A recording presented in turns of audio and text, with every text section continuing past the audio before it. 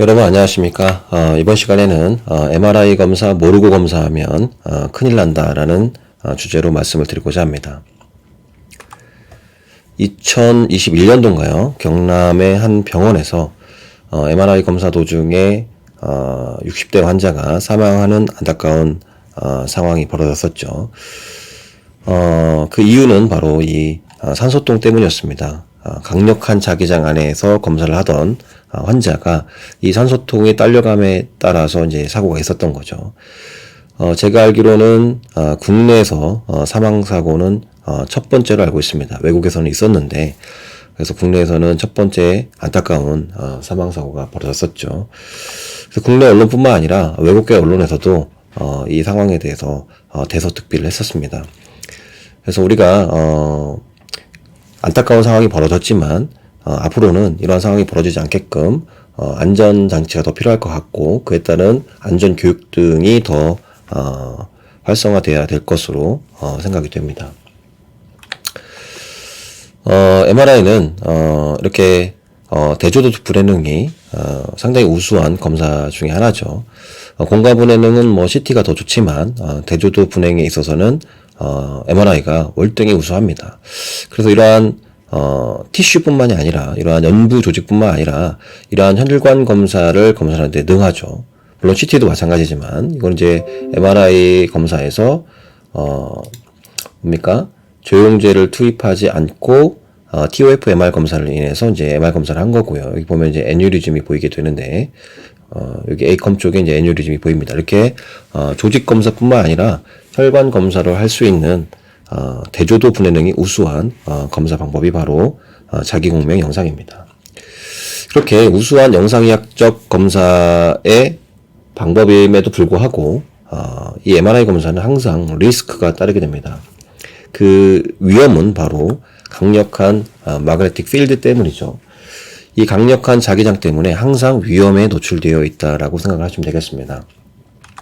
그리고 MR 장비를 보면 MR 장비는 임상에서 사용되는 MR 장비는 대부분 1.5에서 3.0 테슬라 MRI 장비가 사용이 되죠. 요 강력한 자기장이 MRI 통에 흐르고 있는 것입니다. 그런데 그 중에서도 요 MRI 통의 정 가운데가 아주 강력한 자기장이 흐르게 되고 거기가 가장 균일한 자기장을 형성하게 됩니다. 그래서 이 가장 균일한 중앙으로 검사하고자 하는 부위가 위치가 되는 겁니다. 따라서 내가 머리 검사를 한다고 하면 이 MRI 통 안으로 이렇게 머리가 가게 되는 것이죠. 자, 그런데 누군가가 만약에 산소통을 들고 MR실 안으로 들어왔다.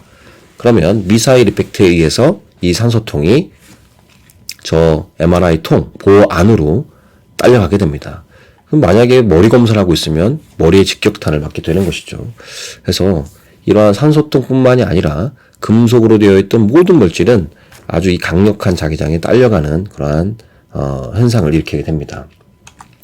그래서 MRI를 뜯어보면 이게 이제 메인 마그넷인데요. 이 메인 마그넷은 아주 강력한 자기장이 흐르게 됩니다. 그리고 자석에는 영구 자석이 있고 전자석이 있죠. 즉 코일을 감아서 전류를 흘리면 자석의 성태를 띠는 솔레노이드를 MRI에서는 사용을 하고 있습니다. 전류를 흘려서 자석의 성질을 갖게 되는 것이죠. 그러다 보니까 엄청나게 강력한 자기장이 흐르게 됩니다. 우리가 MR 장비를 끄게 되면 자기장이 안 흐르는 줄 알고 계시는데 그렇지가 않습니다. 시스템 오프를 하게 되면 자기장이 꺼지는 것이 아니라 이 MR 장비의 시스템만이 꺼지게 되는 것입니다. 그래서 장비를 껐다고 하더라도 MRI실 안에는 아주 강력한 자기장이 흐르고 있다. 이렇게 알고 계시면 되겠습니다. 그래서 MRI실은 이렇게 장비가 꺼졌던 켜졌던 항상 강력한 마그네틱 필드가 걸려 있는 것이다. 이렇게 생각을 하시면 되겠습니다. 우리가 임상에서 현재 볼런티어를 대상으로 하는 MRI 장비 빼고 실제 임상에서 환자를 대상으로 하는 장비는 3.0 테슬라가 가장 강력한 MRI 장비입니다. 이 3.0 테슬라, 저 T가 바로 니콜라 테슬라의 이름을 기리기 위한 단위죠. 자기장의 4가지 단위 중에 이제 한 가지인데요. 테슬라의 이름을 따서 붙이게 되었습니다. 1테슬라는 10,000 가우스 정도의 자기장을 형성하게 됩니다. 자, 이게 어느 정도 수치냐? 지구의 자기장이 있는데 지구의 자기장이 0.5 가우스입니다. 그 냉장고에도 자석이 있죠. 냉장고 문을 열었다 닫았다 할 때 딱딱 붙게 되는 그 자석의 세기가 한 100 가우스 정도 됩니다. 그런데 이 3.0T MRI는 지구 자기장의 6만 배 정도가 됩니다. 아주 강력한 자기장이기 때문에 그 MRI실 룸 안에는 금속으로 되어 있는 제품 등이 절대 들어가서는 안 됩니다. 그렇게 된다면 강력한 자기장에 그 금속이 딸려 들어가게 되고 미사일 이펙트에 의해서 그 환자가 누워있는 곳으로 딸려 들어가게 돼서 아주 대형 사고가 발생할 수가 있습니다. 그 대표적인 사례가 앞서 말씀드렸던 2021년도에 있었던 60대 환자의 산소통에 의한 사망사고라고 말씀을 드릴 수가 있겠습니다. 자, 이렇게 MRI 검사실에는 그런 금속으로 되어 있는 제품들이 절대 들어가면 안 되는데 그것뿐만이 아니라 MRI 검사를 절대 하면 안 되는 금기 환자들이 있습니다. 그러니까 환자가 검사하고 있는 중에 들어가서는 안 되는 물질들은 당연히 금속 제품들인 것이고, 그런 금속 제품들이 들어가지 않은 상황에서 내가 검사를 진행을 한다고 했을 때 내가 MRI를 검사를 하면 안 되는 그런 환자들이 있습니다. 여러 사례들이 있는데 그 중에서 가장 대표적인 몇 가지 사례만 말씀을 드리고자 합니다. 자, 그 중에 대표적인 사례들을 제가 모아놓은 건데요. 대표적인 게 바로 이 페이스메이커 환자입니다. 이 페이스메이커가 뭐냐면은 인공 심장 박동기죠. 두 번째는 뇌동맥류 클리핑 혹은 코일링 환자고요. 그 다음에 코클리어 임플란트 인공 와우 환자. 그 다음에 DBS 딥 브레인 스티뮬레이터 해서 우리가 뇌신부 자극술 환자, 이런 환자들은 MRI 검사를 절대로 해서는 안 되는 분들입니다. 자, 먼저 그러면 인공심장 박동기에 대해서 살펴보도록 하겠습니다. 자, 인공심장 박동기는 우리가 심장이 뛰게 되는데, 자, 우리는 심장은 자극전도기에 의해서 뛰게 됩니다. 그래서 제일 먼저 동방결절, 그 다음에 AV 노드, 방실결절, 플리킨예선미요. 이렇게 해서 이 SA 노드에서 생성됐던 이러한 전기 자극이 심장 전체에 퍼져나가면서 이제 심장을 뛰게끔 하는 것이죠. 그런데 이제 어레스미아라고 하는 이제 부정맥이 생긴 환자들이 있습니다. 그 부정맥 중에서도 천천히 뛰는 부정맥이 있는데, 이러한 부정맥 환자들한테는 이 인공심장 박동기를 해줘야 됩니다. 그래서 이 SA 노드에서 전기 신호가 만들어지는데, 이 전기 신호는 심방의 근육을 자극을 합니다. 그래서 심방을 수축을 하게끔 하는데, 이 심방이 수축이 됨으로 인해서 결국은 방실결절로 자극이 전달이 되고, 그 방실결절은 우리 전체 심장의 혈액을 내뿜는 심실의 전기를 자극을 주게 됩니다. 그런데 여기서 이제 방실결절에서 뭡니까? 방실 차단이 일어나게 되면 더 이상 심장 자극 전도가 심실로 이루어지지 않기 때문에 원활한 혈액 공급이 되지 않는 것이죠. 이렇게 방실 차단이 있는 환자이거나 혹은 애초에 SA 노드 동방결절에서 전기 신호를 제대로 만들어내지 못하는 환자, 이런 환자들한테는 이런 인공심장 박동기를 해줘야 됩니다. 자, 이렇게 생긴 것이죠. 이런 인공심장 박동기를 해줘야지만이 본인 자체적으로는 해결할 수 없는 이 심장에 대한 문제를 인공심장 박동기가 대신 해줄 수 있는 것입니다. 이렇게 인공심장 박동기를 하신 분들은 일단은 MRI의 금기 환자가 되겠습니다. 그래서 절대 MRI 검사를 하면 안 되는데, 이건 어떻게 확인할 수 있느냐? 우리가 체스트 엑스레이 검사를 하게 되면 여기 보이시죠? 요게 이제 인공심장 박동기입니다. 그래서 MRI 검사를 하시기 전에 인공심장 박동기를 하신 분들은 반드시 MR 검사 전에 얘기를 해줘야 됩니다. 그리고 인공심장 박동기가 이를 이제 환자가 얘기를 해주지 않았다고 하더라도 이러한 체스트 엑스레이를 통해서 우리가 스크리닝을 해줘야 됩니다.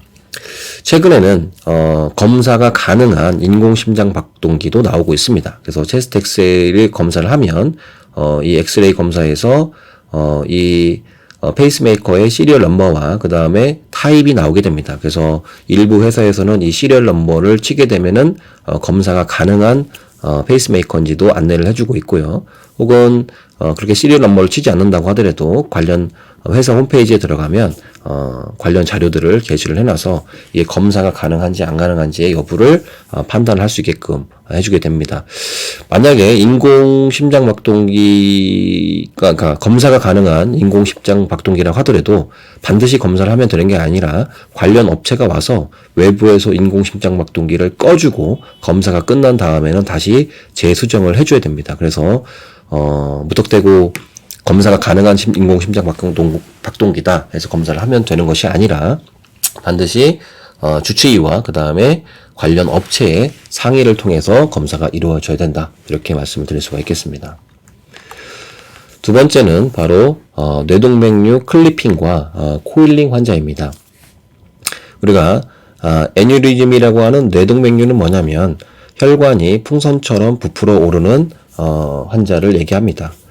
그래서 이 뇌동맥류는 심각한 상황을 초래할 수가 있죠. 그러니까 뇌출혈을 일으키게 될 수 있습니다. 그래서 뇌동맥류의 모양과 그 다음에 형태와 그 다음에 종류에 따라서 신경외과적 수술을 통해서 클리핑을 하거나 혹은 영상의학적 검사로 코일링을 시행을 해서 이 그 뇌동맥류를 이제 수술을 하거나 이제 시술할 수가 있는데 코일링이 이제 적용이 안 되는 환자들은 이제 클리핑을 시행을 하게 되는 것이죠.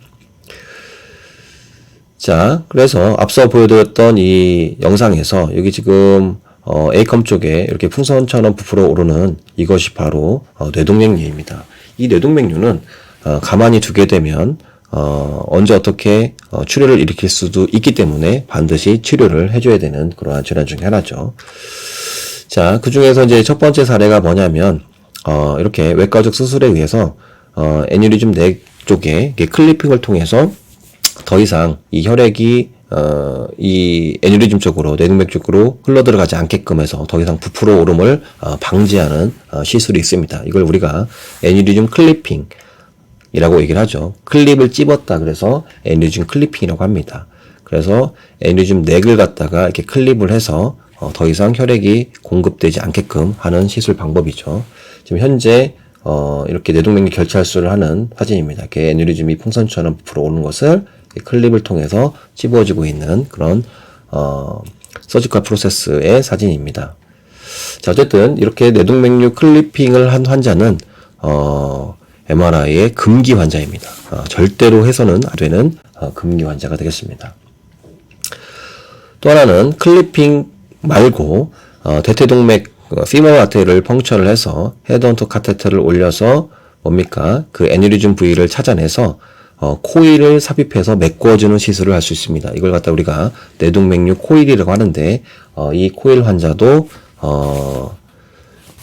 MRI 검사의 금기 환자가 되겠습니다. 그래서 이러한 디테처블 코일, GDC 코일을 갖다가 이렇게 애뉴리즘을 찾아내서 그 부위를 메꿔주는 시술을 하게 되면 더 이상 그쪽으로 혈액 공급이 되지 않기 때문에 더 이상 풍선처럼 부풀어 오르는 일이 없겠죠. 이렇게 이런 코일이라든지 이런 애뉴리즘 클리핑 환자들은 금기 환자입니다. 근데 이제 최근에는 이제 불가능했던 이러한 애뉴리즘 클리핑과 코일링 환자도 가능하게 되죠. 가능하게 됐습니다. 그래서 우리가 과거에는 과거라고 하는 기준이 상당히 모호하긴 한데 티타늄 합금이 아니었습니다. 현재는 티타늄 합금으로 이러한 클리핑과 코일링을 만들어내기 때문에 자기장의 반응 정도가 많이 감소됐기 때문에 일부 검사를 시행을 할 수도 있긴 합니다. 물론 이것 또한 관련 주치의라든지 아니면은 환자 병력을 충분히 검토한 후에 진행을 해야 되는 상황이긴 합니다. 하지만 최근에 시술하신 이런 클리핑 환자나 코일링 환자는 저자기장 MRI에서는 가능도 하다. 물론 3.0 테슬라에서도 일부 가능하기도 하지만 그것 또한 주치의와 그 다음에 환자 병력에 따라서 달라질 수 있다. 충분한 검토 이후에 이루어져야 된다라고 말씀을 드릴 수가 있겠습니다. 어쨌든 최근에는 이러한 티타늄 합금에 의한 뇌동맥류 클립과 코일이 사용이 되기 때문에 어떠한 이미지 퀄리티, 그러니까 영상의학적 MR 검사의 이미지 퀄리티가 개선이 되고, 그다음에 환자의 세이프티에 있어서도 어떤 메디컬 어플리케이션이 가능하다, 이러한 보고들이 나오고 있습니다. 그래서 클리핑, 코일링, 일단 금기 환자라고 생각을 하시면 되고, 반드시 MR 검사가 필요하다라고 한다면 주치의와 그다음에 주치의와 충분한 상의를 통해서 검사가 진행이 되어야 된다, 이렇게 말씀드릴 수가 있겠습니다. 그래서 그렇게 가능한 환자에 의해서 한해서 우리가 검사가 진행이 된다면 이렇게 MR 검사를 할 수가 있는데요. 이게 코일링 환자고 이게 클리핑 환자인데 당연히 이제 금속, 티타늄도 금속이기 때문에 이렇게 아티팩트를 유발하게 됩니다. 그래서 이런 환자들은 MRA 검사를 해봤자 여기가 이제 끊어져 보이는, 혈관이 제대로 보이지 않겠죠. 그러니까 서셉티빌리티 아티팩트로 인해서 혈관이 끊어져 보이는 현상을 보이게 됩니다. 그래서 제대로 된 평가를 하기가 어렵다. 그래서 최근에는 이렇게 조영제를 쓰지 않는 TOF MRA를 검사를 하고 난 이후에 다음과 같이 조영제를 타임 레졸루션에 따라서 이렇게 급속도로 주입을 하면서 검사를 하게 되면 그렇게 클리핑이나 아니면 코일링에 의한 아티팩트를 줄일 수 있는 그런 검사 방법을 택할 수도 있다. 그래서 일부 임상에서는 이렇게 타임 레졸루션을 이용한 검사 기법들을 이용해서 그런 아티팩트들을 최소화하는 기법들을 이용해서 진단을 하고 있다, 이렇게 말씀을 드릴 수가 있겠습니다. 자, 그 다음에 MRI 금기 환자 또 다른 분은 바로 이 인공 와우 환자입니다. 바로 코클리어 임플란트죠. 그 뇌이도에 보면, 이너 이어에 보면 이 코클리어라고 하는 부분이 있습니다. 여기에 코르티 기관에 뭐가 있냐면 유모세포라는 친구가 있는데요. 자, 이 유모세포의 기능은 어떤 기능을 하고 있냐면 또한 소리의 강약을 구분한다든지 소리 신호를 전기 신호로 바꿔서 뇌에 전달하는 역할을 하고 있습니다. 그런데 이 유모세포가 손상이 되면 난청이 발생을 하게 됩니다. 그래서 이 인공 와우를 삽입을 하게 되면 이 유모세포의 기능을 대신하게 됩니다. 그래서 청각신경에 전기 자극을 주어서 이런 손상된 유모세포의 기능을 대행하는 것이 바로 이 코클리어 임플란트고요. 엑스레이를 찍어도 이 코클리어 임플란트를 바로 알 수가 있습니다. 그래서 이러한 코클리어 임플란트는 일단 MRI 금기 환자입니다. 그래서 이런 환자들이 만약에 MR 검사를 하게 된다면 귀 부분에 상당한 통증을 일으키게 됩니다. 그래서 이 코클리어 임플란트 또한 MR의 금기 환자다. 그리고 이 코클리어 임플란트로 인해서 다음과 같은 아티팩트를 유발할 수도 있습니다. 따라서 이 코클리어 임플란트는 뭐 실질적으로 검사가 가능한 코클리어 임플란트가 있는지까지는 제가 아직까지는 잘 모르겠습니다. 제가 좀 더 조사를 통해서 알게 된다면 그 부분을 말씀을 드리도록 하겠습니다. 아마 있는 것으로 알고 있긴 한데 일단은 금기 환자고요. 만약에 가능하다 하더라도 다음과 같은 임플란트를 통한 아티팩트를 유발할 수 있다, 이렇게 말씀드릴 수가 있겠습니다. 자, 그 다음에 MRI를 절대 하시면 안 되는 환자가 바로 이 DBS 환자입니다. 바로 Deep Brain Stimulation, 그래서 뇌신부 자극술인데요. 대부분 보면은 이러한 파킨슨 디지즈 환자, 신경쇠약 환자한테 많이 하는 시술입니다. 그래서 이 DBS에 의한 이 시술이 어떠한 기전에 의해서 이런 파킨슨 디지즈 환자의 떨림이 없어지는지 이런 정확한 기전은 아직까지 밝혀지지 않았다고 합니다. 하지만 확실한 것은 이 DBS를 통해서 시술을 하게 된다면 신경학적으로 뭡니까? 파킨슨 디지즈 환자의 어떤 떨림을 없애준다든지 드라마틱하게 없어지게 됩니다. 그래서 그러한 떨림을 유발하거나 그런 문제점을 유발하는 부위에 전기 자극을 주어서 전기 신호를 계속해서 공급을 하게 되면 그러한 현상을 사라지게끔 만들 수 있는 것이죠. 그래서 이 DBS는 뇌신부 자극술입니다. 그래서 브레인의 페이스메이커다, 이렇게 불리게 되는 것이죠. 그래서 이 딥브레인 스티뮬레이터의 뇌신부 자극술이 절대로 검사를 해서는 안 되는 그러한 MRI 금기 환자가 되겠습니다. 자, 그래서 항상 MR실에 들어가기 전에는 MR실에는 이러한 경고 글들이 써져 있습니다. 그래서 이러한 페이스메이커, 그 다음에 금속 물질을 수술하신 분들, 그 다음에 이러한 뭐 시계나 핸드폰, 그다음에 금속 물질, 뭐 가위, 뭐 이런 것들을 절대 갖고 들어갈 수가 없고, 그다음에 이러한 휠체어, 그다음에 산소통, 스트레처카 이런 것들은 아주 강력한 MRI의 미사일 이펙트를 발생시킬 수 있기 때문에 절대 들어가면 안 된다. 이 경고 메시지에 들어가 있지 않은 제가 말씀드렸던 그런 코클리어 임플란트라든지 아니면 DBS 그리고 뇌동맥류 클리핑 코일링 이런 환자분들도 절대 금기 환자다. 그래서 제가 오늘 말씀드린 것은 금기 환자지만 일부 가능도 하다고 했지만 무턱대고 검사를 하면 안 되고 충분히 가능한지 안 한지의 여부에 대해서는 주치의와 상의 후에 검사가 진행이 되어야 된다. 이렇게 생각을 합니다. 그래서 앞으로는 스크리닝들이 더 잘 이루어지고 그다음에 이런 교육들이 더 잘 이루어져서 2021년도에 발생했던 김해에서 발생했던 그런 안타까운 사례가 다시는 일어나지 않기를 바랍니다. 끝까지 경청해 주셔서 대단히 감사합니다.